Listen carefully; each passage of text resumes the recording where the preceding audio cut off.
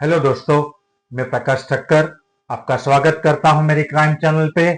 आज एक नई वीडियो, नई स्टोरी, नई कहानी, एक नई सोच के साथ। ये कहानी बेंगलोर की है और बेंगलोर में एक हैरान करने देने वाला एक मामला सामने आया है। ये घटना बेंगलोर साउथ के कनवा डैम के इलाके की है, जहां पे सुनसान जगह पे एक लाश पाई गई। और जब मैं जिक्र करता हूं किसी भी स्टोरी पे किसी के डेथ का, चाहे वो मर्डर हो चाहे वो आत्महत्या हो, हम 5 सवाल का जवाब ढूंढना चाहते हैं।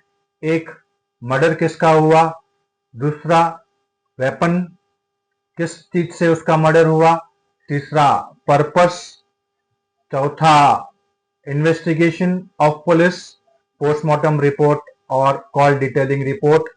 और 5वां सवाल का जवाब शायद अपने आप आ जाता है कि खून किसने किया या मौत की वजह क्या थी। तो यहां से हम शुरू करते हैं कहानी अपने दौर पे। कहानी शुरू करने से पहले मैं आपको बताना चाहूंगा कि अगर मेरा वीडियो और मेरी कहानी आपको पसंद आए तो आप इसे लाइक कीजिए, इसे शेयर कीजिए और मेरी क्राइम चैनल को आप सब्सक्राइब कीजिए। भाई ने बोला करने का तो करने का।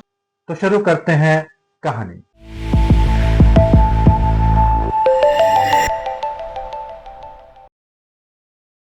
तो जैसे मैंने कहा, यह घटना बेंगलोर साउथ के पास कनवा डैम के इलाके की है, जहां एक सुनसान जगह पे एक लाश पाई जाती है।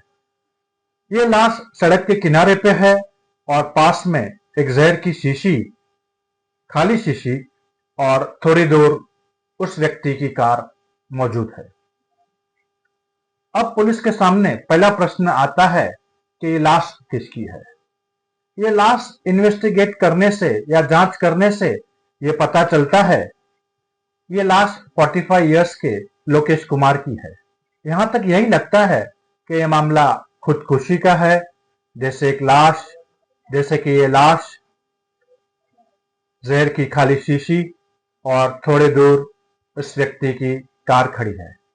जैसे मैंने बताया, पुलिस ने इस लाश को आइडेंटिफाई किया और पता चला कि ये 45 इयर्स लोकेश कुमार की है। लोकेश कुमार की पत्नी चंद्रकला को ये बात की इत्तला की जाती है और वो दौड़ के आ जाती है मौके वारदात पर और वो रोने लगती है जोर जोर से और कहने लगती है कि तुमने ऐसा क्यों किया, मुझे छोड़कर क्यों चले गए, ऐसा क्या बात हुआ, आप मेरे को अकेला छोड़ के चले गए। और ऐसे लग रहा था कोई एक सीरियल की कहानी शुरू है, एक किसी सीरियल का, टीवी सीरियल का सीन चल रहा है। पत्नी मौके वारदात पर रोती बिलखती दिख रही थी और ऐसा लग रहा था किसी टीवी सीरियल का कोई सीन शुरू है। पुलिस को भी यह लगा कि यह मामला आत्महत्या का है और कुछ ऐसा दिख रहा था जैसे लाश, जहर और रोती हुई पत्नी। एक दिन के बाद 24 जून 2025 को चंद्रकला जी ने चन्नपटना में एक प्रेस कॉन्फ्रेंस बुलाई और वहां पे भी वो खूब रोई। कुछ मीडिया कर्मी तक काफी भावुक हो चुके और उन्होंने काफी सांत्वना प्रकट की। भाई हम तो शुरू होते ही खत्म हो गया यार। कुछ देर बाद लोकेश कुमार के परिवारजनों ने एक कंप्लेंट दायर की, एक शक जाहिर किया और इस शक ने पूरे केस की दिशा पलट दी। कैसे कैसे लोग रहते हैं यार यहाँ पर। लोकेश कुमार के परिवार ने पुलिस से यह शिकायत की कि चंद्रकला का किसी और मर्द से, किसी और गैर मर्द से एक अफेयर चल रहा है और इस बात की लोकेश कुमार जी को फिलहाल हाल ही में ही पता चला है। पुलिस ने इस आरोप को हल्के में नहीं लिया और इसे गंभीरता से लेकर पुलिस ने अपनी जांच और ये केस का एंगल चेंज कर दिया। और अभी तो रुको, क्लाइमैक्स अभी बाकी है। जब पुलिस ने बारीकी से ये जांच की और एक एक सच्चाई सामने आने लगी, पुलिस को समझ में आ गया कि ये केस या ये वारदात कोई आत्महत्या का नहीं है, बल्कि एक सोच समझकर साजिश की गई है और एक सोच समझकर हत्या की साजिश की गई है। जांच करते वक्त पुलिस अधिकारियों की नजरें कुछ ऐसे सवालों पर अटक गई जिन पर किसी का ध्यान अब तक नहीं गया था। इंस्पेक्टर बीके प्रकाश और सब इंस्पेक्टर सहना पाटिल ने मौके पर एक जरूरी सवाल उठाया। अगर लोकेश कुमार ने खुद जहर पीकर आत्महत्या की है तो जहर की बोतल का ढक्कन या कैप कहाँ है? बोतल तो उसके पास रखी गई, वो मिल गई, लेकिन उसका ढक्कन नहीं मिला। इसके अलावा मरने वाले के एक पैर में चप्पल थी और एक पैर में चप्पल नहीं थी। पुलिस ने कहा, क्या एक व्यक्ति अपनी आत्महत्या करते वक्त, अपनी जान लेते वक्त एक पैर में चप्पल पहनेगा और एक पैर में क्या चप्पल नहीं पहनेगा? पुलिस का अब शक गहराने लगा। जांच एक अलग लेवल, ऊपर लेवल तक जाने लगी और मामला जैसा दिख रहा है ऐसा अब नहीं रहा। लेकिन किसी भी नतीजे पर पहुंचने के लिए एक पुख्ता सबूत की जरूरत है और पुलिस ने पोस्टमार्टम रिपोर्ट का वेट किया। पोस्टमार्टम रिपोर्ट चन्नपटना अस्पताल से आती है और डॉक्टरों ने ये अहम बात बताई कि जहर का असर शरीर के सीने के हिस्से में ज्यादा दिख रहा है, जबकि आमतौर पे जब आत्महत्या कोई जहर पी के करता है तो जहर पेट में पाया जाता है। तो ये बात से काफी शक दिखाया जाता है कि ये जहर उस व्यक्ति ने खुद पिया नहीं, लेकिन उसे पिलाया गया है। तो ये बात पक्का करने फिर एक प्राइवेट हॉस्पिटल में पोस्टमार्टम रिपोर्ट की जांच की जाती है और वहीं से भी ये रिपोर्ट आती है कि हाँ, ये हो सकता है कि जबरदस्ती जहर पिलाया गया हो।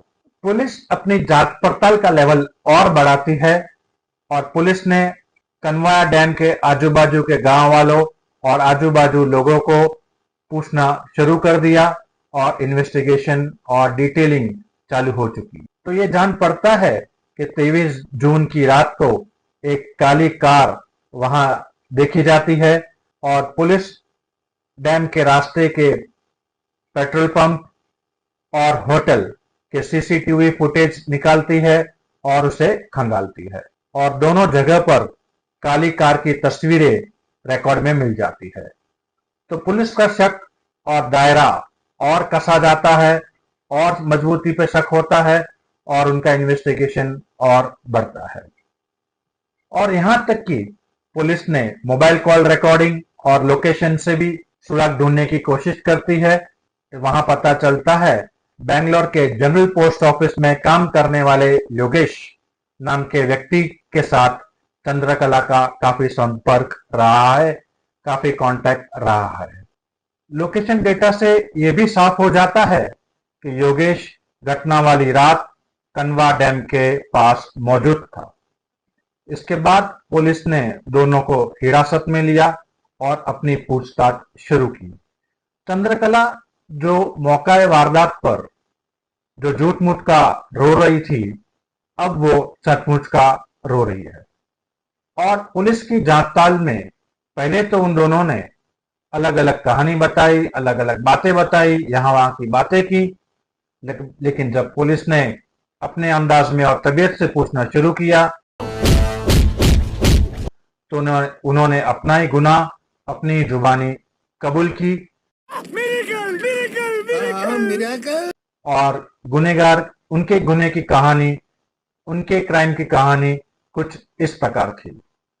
उन्होंने ये बात का कबूल किया कि इन दोनों का अफेयर चल रहा था और ये अफेयर की जानकारी चंद्रकला के पति लोकेश कुमार को मिल चुकी थी और अब चंद्रकला और योगेश को ये डर सताने लगा कि ये बात बाहर आ जाएगी, बदनामी हो जाएगी और हम कहीं के नहीं रहेंगे।